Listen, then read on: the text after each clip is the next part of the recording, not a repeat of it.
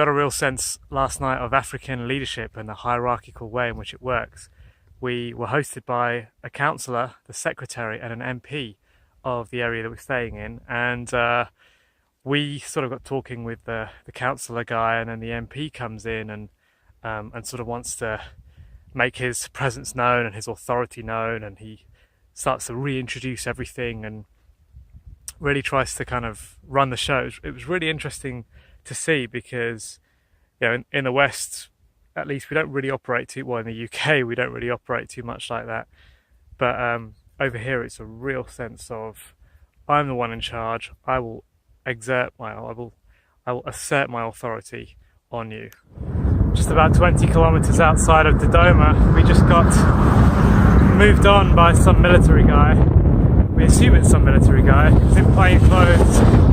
We just stopped to check the map and stuff, and the general touchiness surrounding anything military. You know, maybe that was a military training area or something, but it's been a theme throughout Africa so far. Just coming into the outskirts of Dodoma now, and because Dodoma hasn't always been the capital, it's not the biggest city, and so it's been quite a nice capital to come into, really. Weirdly, for a capital city, the airport is right in the centre of town. We're heading off from Dodoma today to head further south towards Iringa.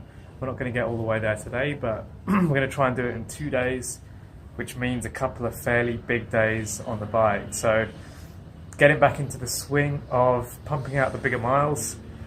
So it's a ride to nowhere today. No idea where we're going to stay.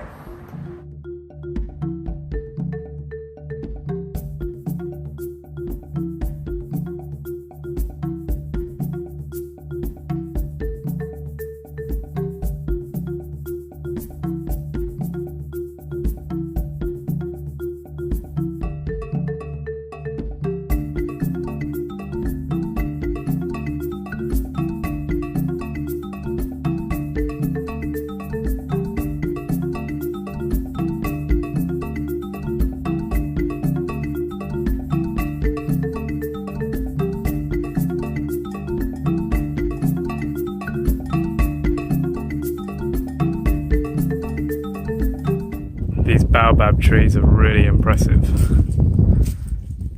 We found out that they're hollow inside and they can store a whole load of water, and it's one of the reasons why they're really revered by the locals here. This one is home to hundreds of rats, which have just flown out and given Dan quite the scare.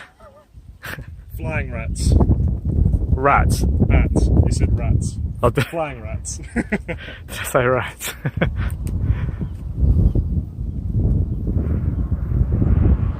They're really wide trees as well. Look how wide this is. You can see compared to our bikes. I've got to say that Tanzania really is presenting the sub-Saharan Africa that I had pictured before coming. Vistas like this, just very kind of savanna-ish, baobab trees, mud huts, mountains and clouds. Oh, and Chinese motorcycles as well. They've really got eyes like hawks here. We're riding along what seems like an empty road, and there's screams coming from that direction, from huts that are over there. I still can't even see people there, but the kids are screaming and whistling, and it's pretty crazy. Not going to do any more filming for the minute, because just up ahead here is a dam and Terra Reservoir, and Mark Beaumont writes in his book that he got told off by a soldier for taking photos in the area. Maybe it's a military area or something. This is Terra Reservoir, which is one of the life's bloods of Tanzania. It's looking pretty low though. I can see lots of dry areas to the side, which just goes to show how poor the rainy season has been this year.